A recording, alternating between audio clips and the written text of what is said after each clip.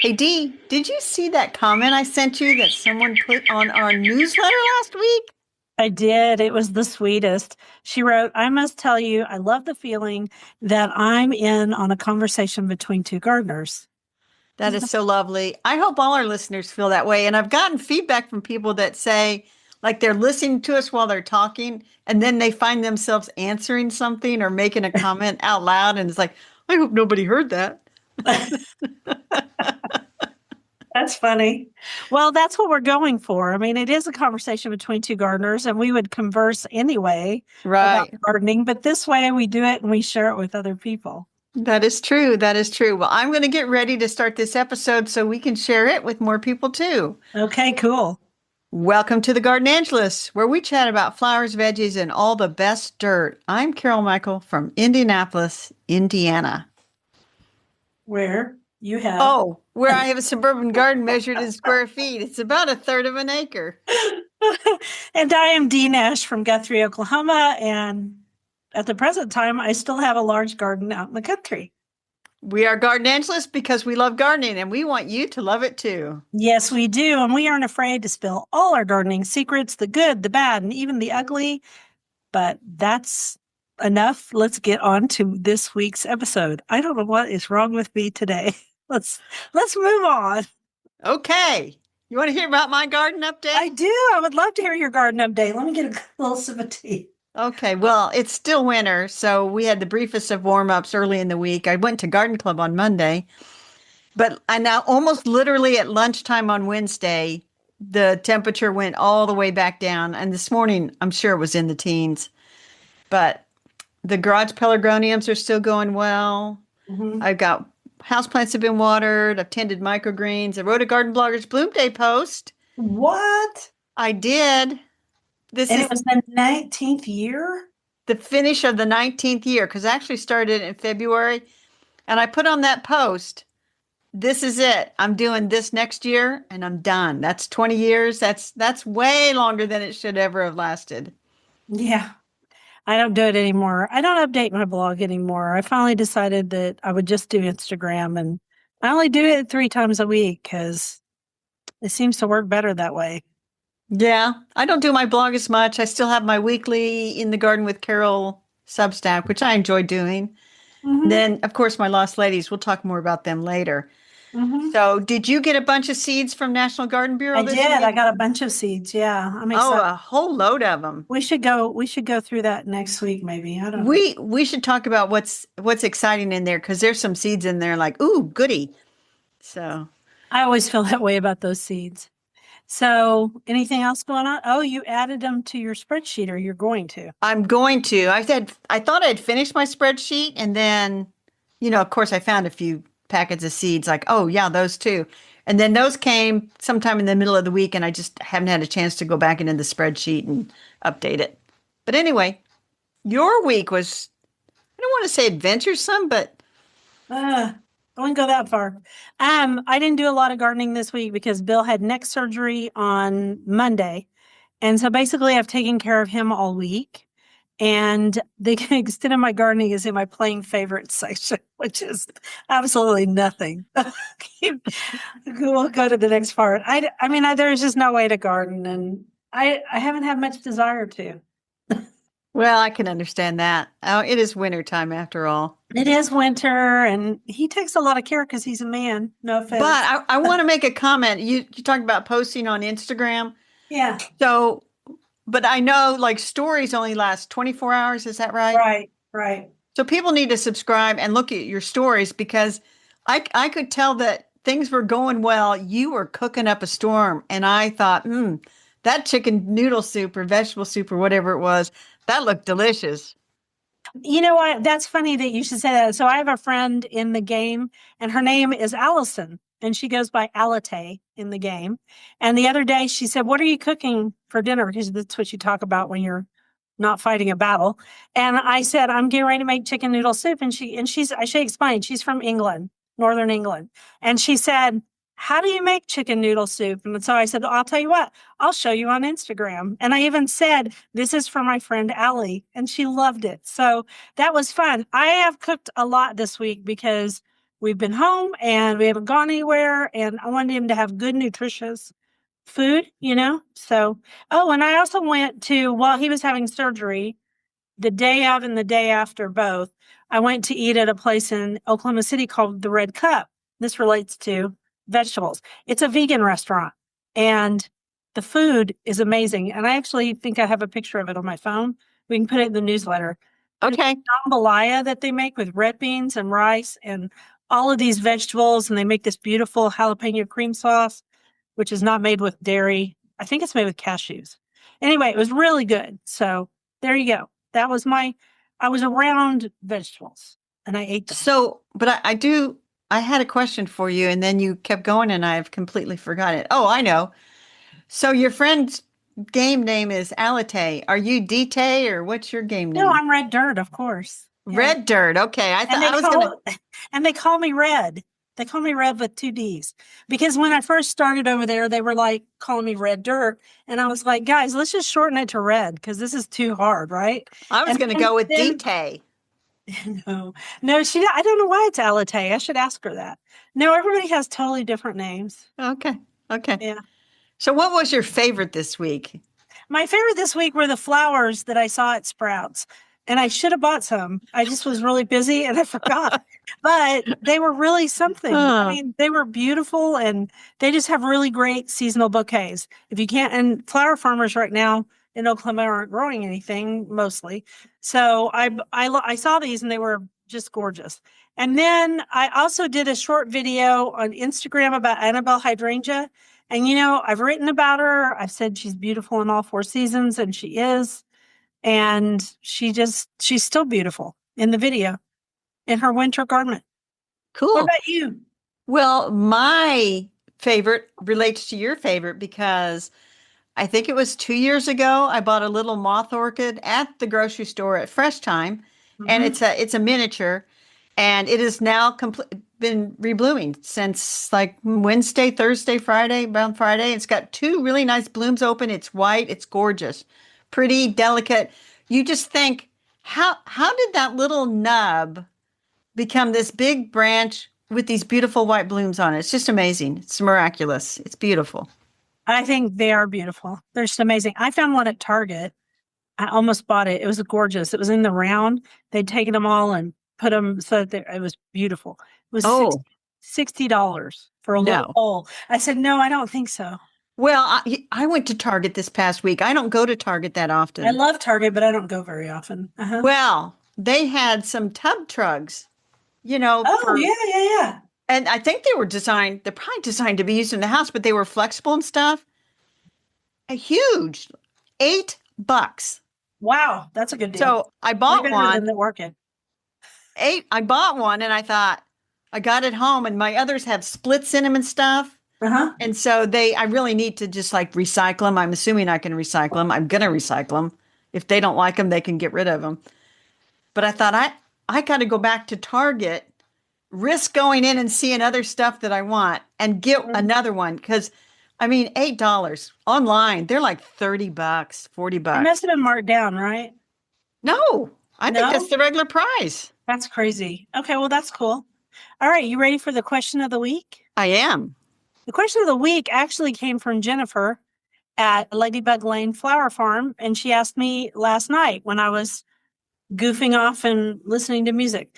So, what type of lavender, and what she means by that is, well, I guess type would work too, because it could be the genus anyway, or the species. So, what type of lavender performs best in Oklahoma? And then I'm going to ask Indiana. So, I'll say Okay. Oklahoma first. In Oklahoma, it's phenomenal, hands down. Phenomenal lavender handles our humidity, variations in soil. It handles it better than anything else. Also, the types like Grosso, and I did not go look up what the species is of the Grosso type lavender, but it's the ones with the wider leaves. Uh-huh. Okay. I cannot grow, and those come out of like Greece and stuff. That type. All right. I cannot grow French lavender. I've tried to grow French lavender over and over again. I do not do it well. I can grow some varieties of English lavender, and I absolutely love Spanish lavender, which I don't think is actually Spanish, but it's not hardy in Oklahoma. It's not hardy in Indiana either. And it has the different top on it. But here's the thing. Lavender needs alkaline soil because it really wants to grow in Greece or Turkey, Right. or I assume Bulgaria, because they're all right there together. And so they have the right kind of soil, at least Greece and Turkey do. I did not ask my friend about lavender. I guess I should have. Anyway, that's where they want to grow. They want kind of arid temperature, arid air. They don't like humidity.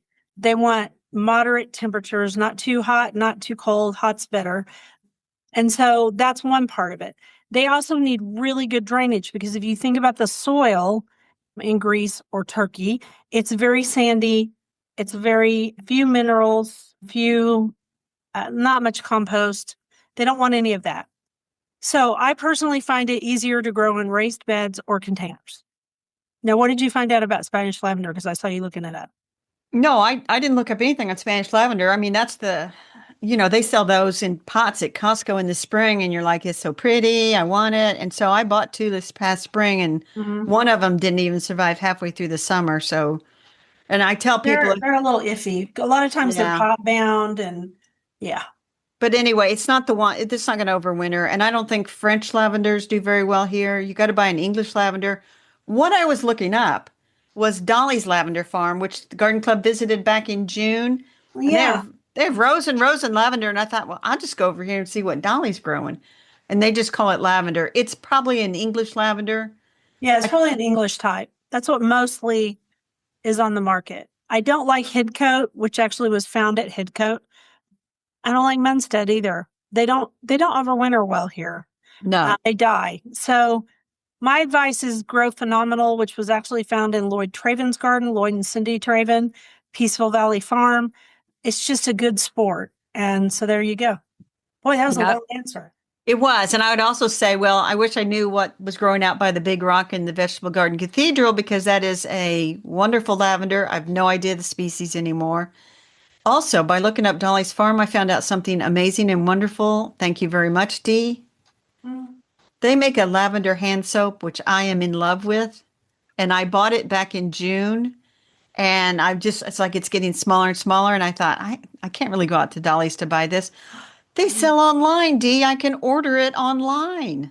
Hallelujah. So, and even though it's just like 30 minutes down the way, that's too far.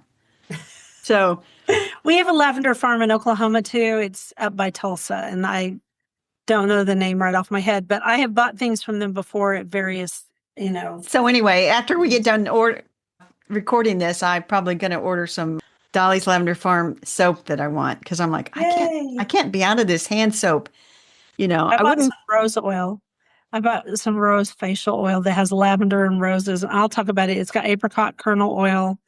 It's got amazing things for your skin. So I'll let people know when it comes in if I like it. It actually has Rosa Damascena, which Mhm. we talked about before. So it's the real deal. It was not Cool. cheap.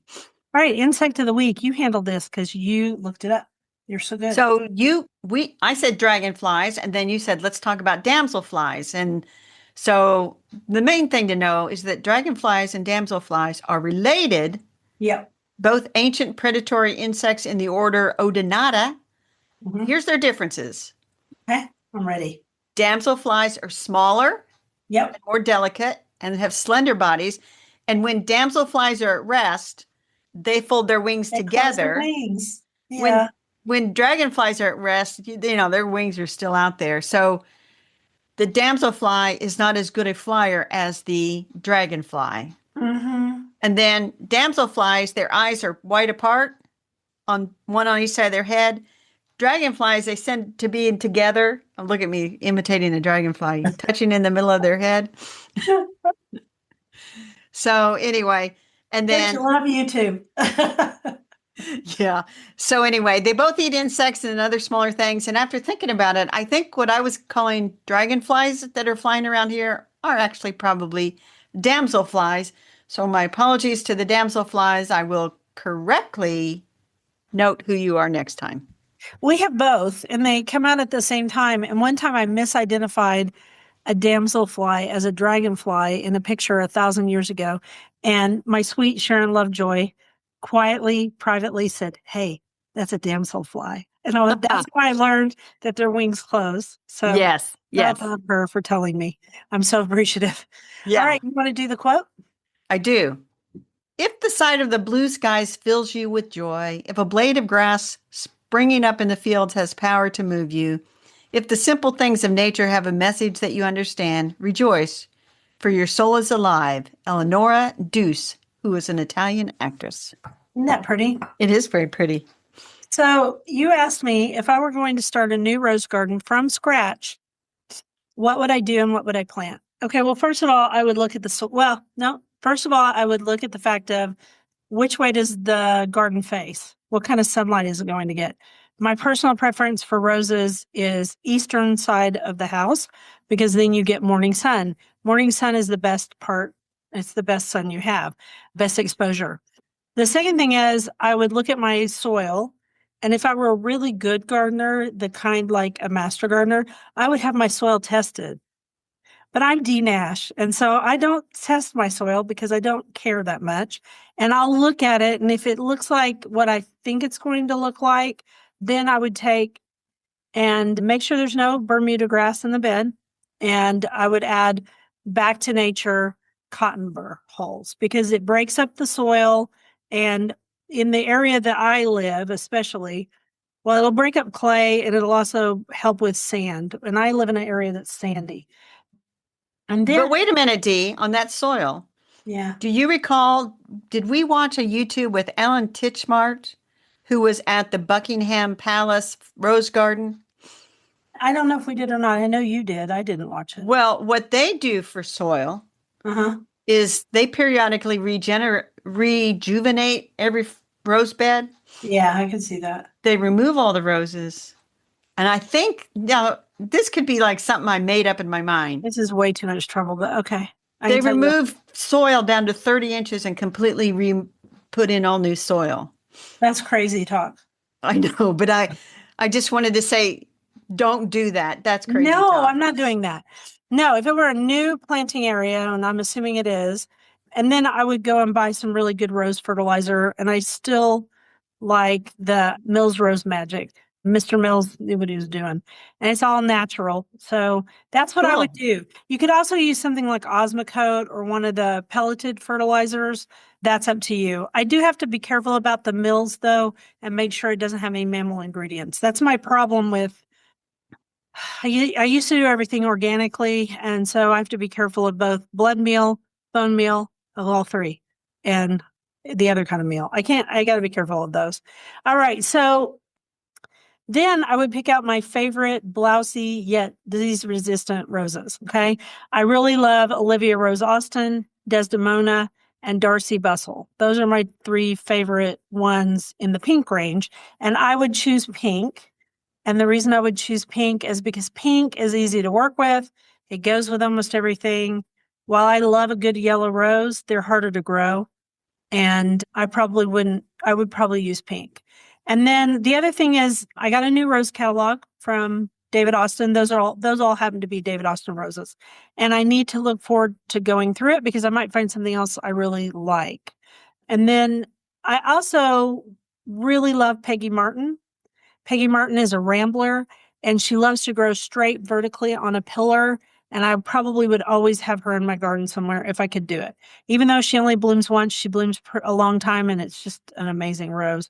And I love the history of it. And then there's Zephyrin Druin, which is one of the very first roses I ever grew. It is thornless. It can be grown as a pillar rose. It does not like to be laterally stemmed, but it will grow in a fountain shape all by itself because it can be an arching bush. So that's where I would start. That would be good. And Zephyrin Droin would remind you of Agatha Christie. It would remind me of Agatha Christie because it's the solution in one of the Hercule Poirot mysteries. Yeah, and I don't remember the name of the book. Oh, Sad Cypress. It's Sad Cypress, isn't it? Yes. I don't know, but the person claimed to have almost sure it is. Cut themselves on the rose, and then Hercule says, Zephyrin Droin is thornless. That's right. She has no prickles, which makes her a great rose to grow along a sidewalk or to grow against, I think she would look great against a fence or something like that, somewhere that children are playing. And that's something you should, and she smells good too. So I would grow all that. And then I think those would look great with pink muhly grass. And yeah, I think that'd be really pretty. Cool. That's So just that's, something I'm thinking about right now. All right. Shall I do the next quote? yes. Those who don't pick roses in summer won't pick them in winter either. That's supposed to be a German proverb, and it sounds like the Germans, frankly. Very Uh, succinct. I play that game with a lot of Germans, and they are very no nonsense, but they're great to play with. They're really good players. Vegetables. how to keep from being overwhelmed while browsing seed catalogs. Yeah, that's a good one because it's time. Right. So first, and Dee, I should have told you to bring your copy because I know you have a copy of. It's in there in the living room. Yeah, Onward and Upward in the Garden by Catherine White. Yes. And the first essay in here is all about seed catalogs. And as an editor about the New Yorker, she started writing about gardening every once in a while. Mhm. And she kind of shocked the gardening world. And this came out in 1958 when she did a review of seed catalogs and nursery catalogs in the New Yorker. So Mhm. not only were the nurserymen and seedsmen like, "What? We're in the New Yorker," but the New Yorker people were saying, "What? We're talking about seed catalogs." And she wrote about seed catalogs. She says they are as individualistic, these editors and writers of seed catalogs, as any Faulkner or Hemingway, and they can be just as frustrating or rewarding. Mhm. They I think have an that's true. And she said they have an audience equal to the most popular novelists, and a handful of them are stylists of some note. Even the catalogs with which no man can be associated seem to have personalities of their own. I love it. So it's a 100-page essay in my book with the type font they use, but it kind of read that to say that the seed catalogs have been around forever, Yeah. and may the They, internet gods never kill the printed seed catalog. yeah. There used to be a lot more of them. Oh Um, yeah, even in our time period gardening, I don't get nearly as many as I used to because they're expensive to print. yeah. I mean, here's my little stash that I brought in here, Hmm.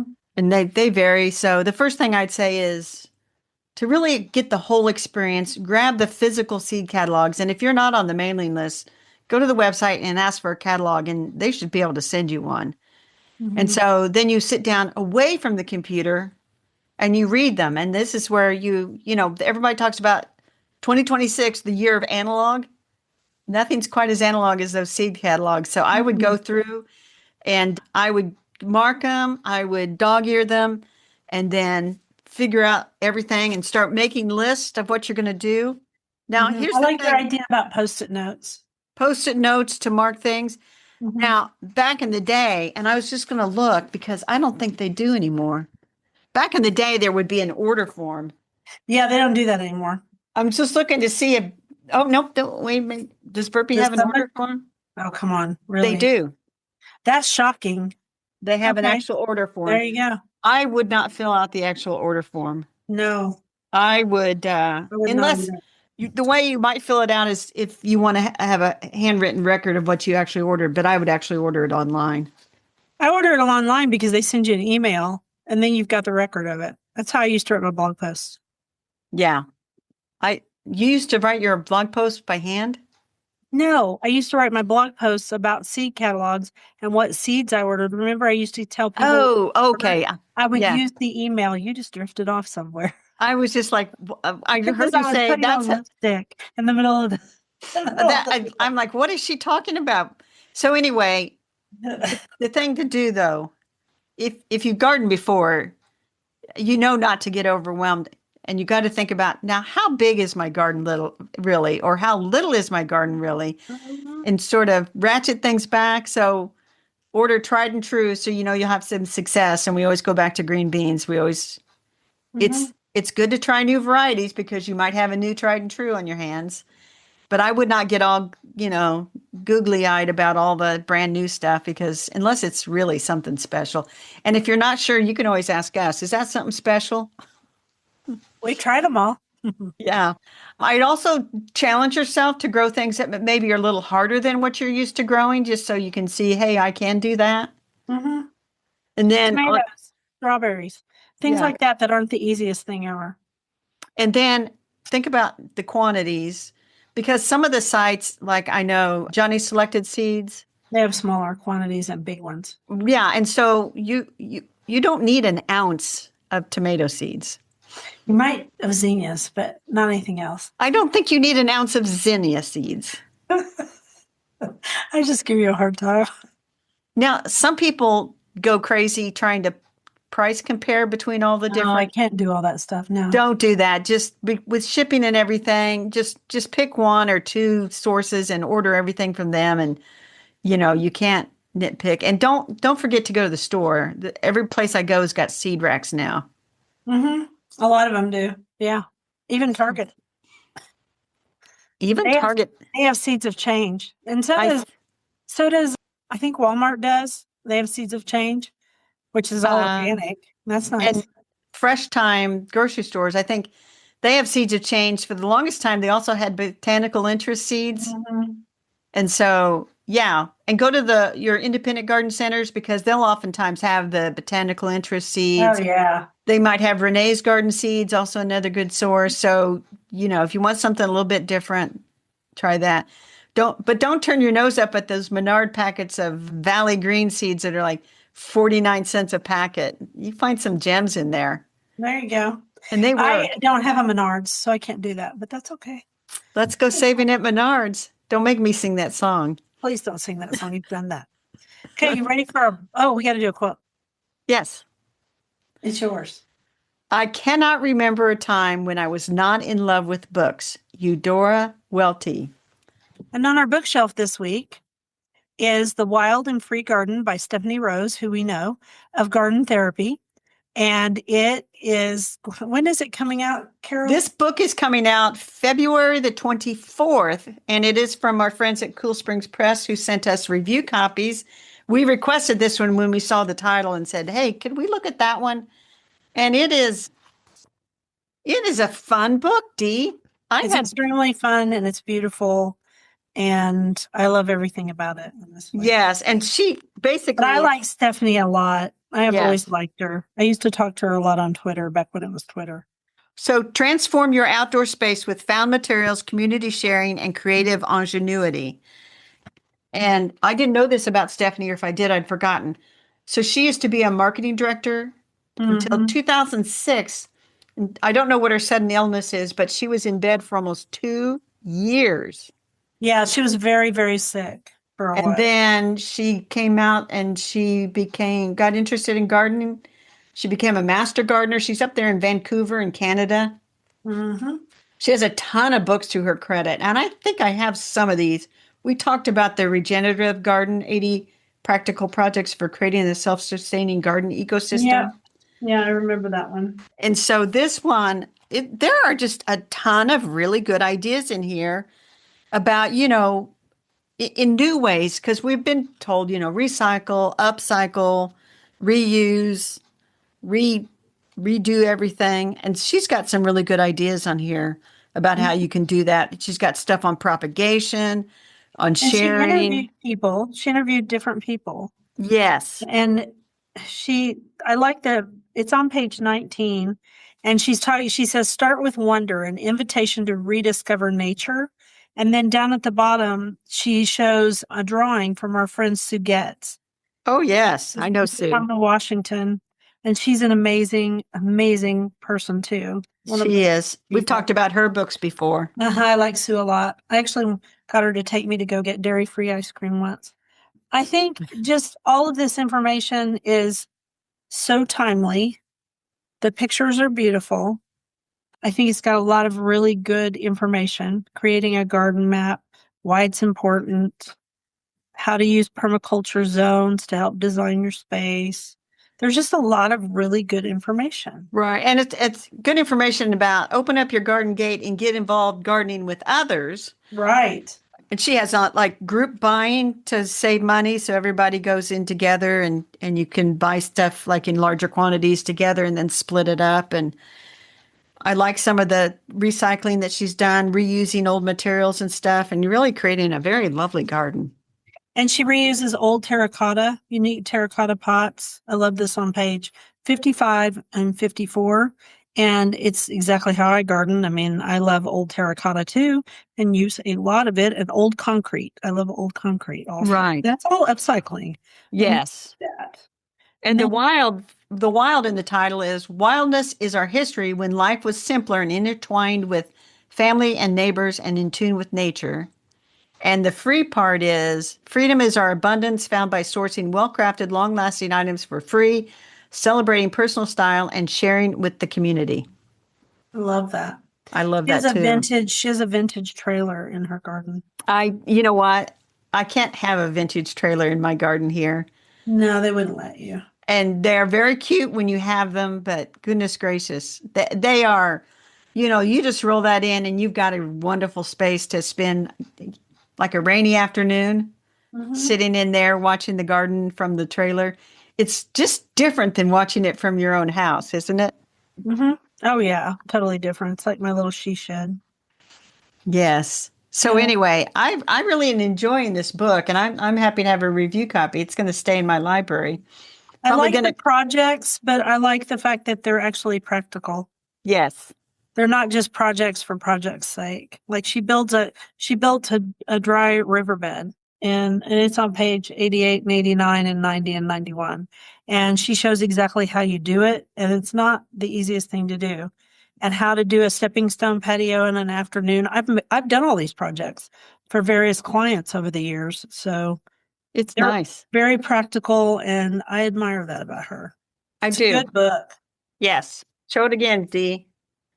Let's say the The title. Wild and Free Garden by Stephanie Rose of Garden Therapy. And we're going to give you the Amazon link. There you go. And the bookshop.org link. Both. And thank you guys for buying from both of them because we've actually gotten some money for the podcast, which really helps. Yes. All right. Shall I do the next quote? You shall. For those who have experienced the joy of being alone with nature, there is really little need for me to say more. For those who have not, no words of mine can ever describe the powerful, almost mystical knowledge of beauty and eternity that comes suddenly and unexpected. Jane Goodall. Love that quote. That is very good. You found the dirt, and it's about how roses are not red in terms of they didn't start out as red. No. And so this is an article, and we've had this on our dirt list for a while. And I thought, this kind of fits in with Dee's topic of how I would start a rose garden from scratch. Mm-hmm. And so these were botanists in China. They said reconstructing the ancestral traits through genomic analysis revealed that all the roads trace back to a common ancestor, a single petal flower with yellow cover and color and 7 leaflets. Yep. In So the very, very beginning. Yeah. Yes, and they went on to say that there are over 150 to 200 species of roses, more than 35,000 cultivars. Good luck picking out the ones you want. A wide range of blooming frequencies, fragrances, and colors. And talked about how the rose breeders are shifting away from cosmetic traits to more disease resistance, to more stress resistant, like to be able to handle drought, disease, make them easier to care for. And you can definitely see a change in the market in my lifetime from the teas that required, basically intensive care. Yes. Not And now. I still have on a DVD this interview with a woman in Long Island who tended roses, and it showed her suiting up to spray her roses. I remember those. Yeah. Gas mask, the whole shebang. Oh, that's so scary. Yes, it was scary. I should find that old DVD and I'll send it to you, Dee. Don't. Thanks. No. Not worried about it. I saw a lot of that kind of thing. It was quite the deal at the time. Oh yeah. And I used to trying to get that off my computer. I used to spray back in the old days. I don't now. And I know they're also working on trying rosette virus is still a big deal. And they're working on trying to create roses that have a resistance to that. They're having some luck. All right. I'll do a new quote for the rabbit holes. Don't you know that day dawns after night, showers displace drought, and spring and summer follow winter? Then have hope. Hope forever, for God will not fail you. Charles Spurgeon, whom we talked about a few weeks ago. We did. So that takes us to our rabbit holes. And I went down one about Stamen winesap apples. And that was because I was eating lunch and another friend on the game who's named Villanari, she asked me what I was eating. And I said, well, I'm eating a disappointing Fuji apple. And she said, why is it disappointing? And I said, because I like apples that have crunch, tartness, sweetness, complexity of flavor. And this is crispy, but that's all it's got going for it. And she said, I love Stamen winesap apples. And I said, I do too, but they're very hard to find now. And they are. And there's a reason why. Winesap apples in particular are hard to find for a lot of reasons. And one of it is that their bloom time doesn't correspond well with many modern apples. And it's very short. And so what are planted, it's an heirloom apple, and the stamen is definitely an heirloom apple. And it's now several growers grow them for local markets, for heirloom markets. Sure. So it's a hard one to pollinate. It's not consistent all the time, but it's one of the best tasting apples on the market. And I found a very small article about it. But she asked me, she goes, I wonder why you can't find them anymore. And I went, and I started typing and telling her why. And I said, sorry, my inner horticultural geek came out. And she goes, ooh, I love it. So that was fun. Gave me my rabbit hole because I had to go look it up to make sure I told her the right thing. So what about you? So I was minding my business, and I had remembered Catherine White wrote that a whole thing about seed catalogs. I went and got my book. Then I flipped to the back where she has lists of books. Mm-hmm. And so I start going through there and finding all the women authors and getting in my mindset that if a book was published in like the 60s or 70s, that author might be deceased. Might be.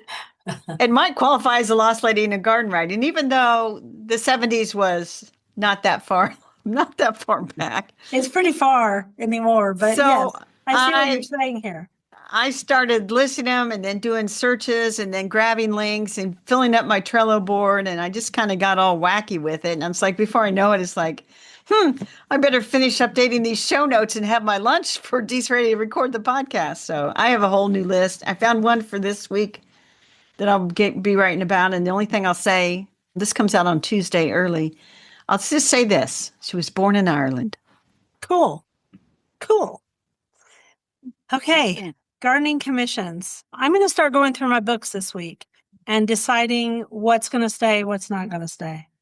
I need to do the same. I did a gardening books, regular. I have so many books, Carol. I need to do another purge because my shelves, I think, okay, I have room for more. But I keep accidentally buying these middlebrow books that were, written like right before and after World War II by English authors. And they've been republished by Dean Street Press and Persephone Books. And I'm like, So I try it like the library has it. I'm getting it. I'm reading it from the library, but they don't have so many of these. And I'm like, no, they don't, because they were sadly went out of print. And thank goodness for Persephone and the other Dean Street Press is the other one. The other one. Thank goodness for them. Okay. So yeah, that's I need to do the same. What else are you going to do? I'm going to bring in my little pots of snowdrops. Now, the reticulated iris to me, it looks like it has aphids on it out there in the garage, and I'm thinking, I might give that a big, strong bath, but if it comes in, it's got to go like all by itself somewhere because I do not need an infestation of aphids inside the house. So got to finish of anything. Yeah, got to finish up my bugs inside the house. Yes, I got to finish up my seed list, adding the stuff from National Garden Bureau. I might do some winter sowing. I'm not going to do that this year. I'm going to do it. I haven't decided when, and people are like posting their winter sowing already. It's like I don't have to have it out this week or next week. I still have plenty of time because a lot of the seed doesn't really need the cold stratification. It's not going to hurt it. It'll just germinate when it's warmer. So I'm not in a big rush, but I am going to get out the patio palace of propagation, as I call it, set it up out there. So anyway, that'll be my week. Sounds like a good one. Okay, so I'm going to do the quote. And though I oft have passed them by, a day will come at last when I shall take the hidden path that runs west of the moon, east of the sun. It's by J.R.R. Tolkien, and it's from the trilogy. So it's not from The Hobbit, it's from the trilogy. So Lord of the Rings. yeah, thank you. You're We didn't write welcome. it down and my brain just fried for a second.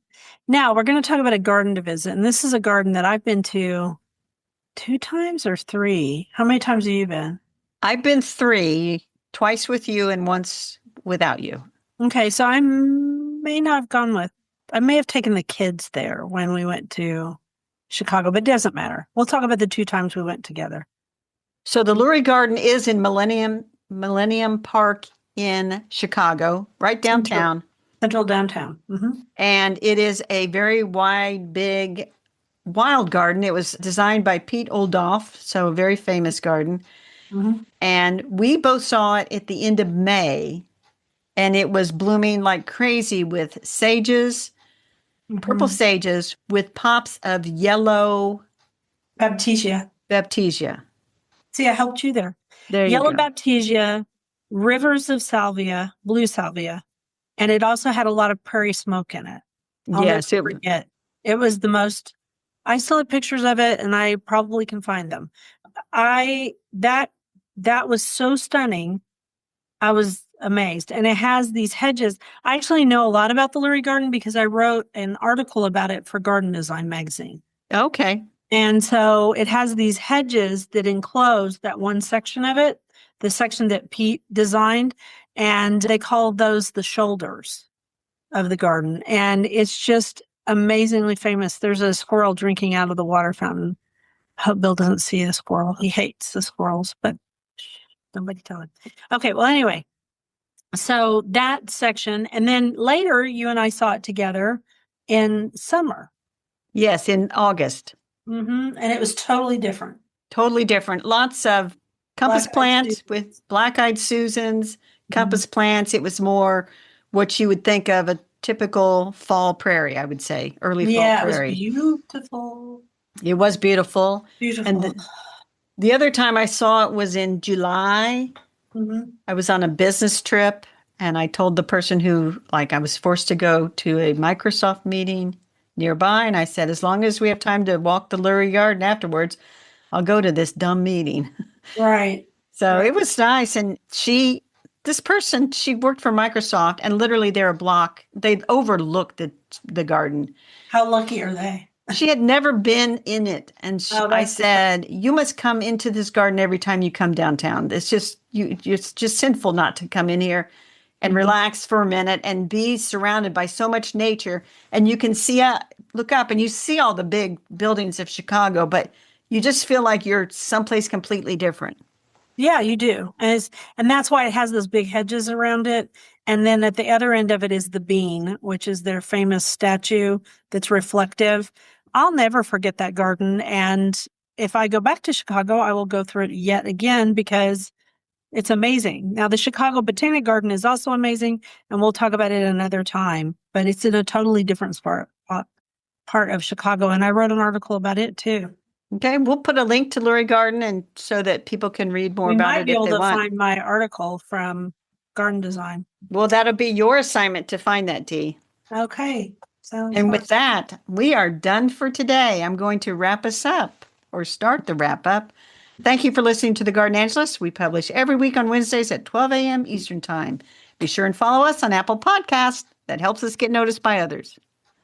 If you subscribe to our Substack newsletter, you'll get a link to listen to the podcast a whole day early and links to the products we discuss. Plus, go over to YouTube and see us in person. Full episodes show up on Tuesdays. So, if you can't wait until Wednesday, you now have 2 ways to get episodes on Tuesdays. And if you want to help support us, use our affiliate links. If you buy something after clicking through on them, we earn a small commission and it costs you nothing extra. Or you can set up a monthly subscription through Buzzsprout or make a one-time donation through PayPal. You also have the option of pledging your support on Substack. Thank you to everyone who has done so. It helps us pay for podcast hosting. It was lovely to chat with all of you over the Garden Gate. Bye until next week. Bye, everybody.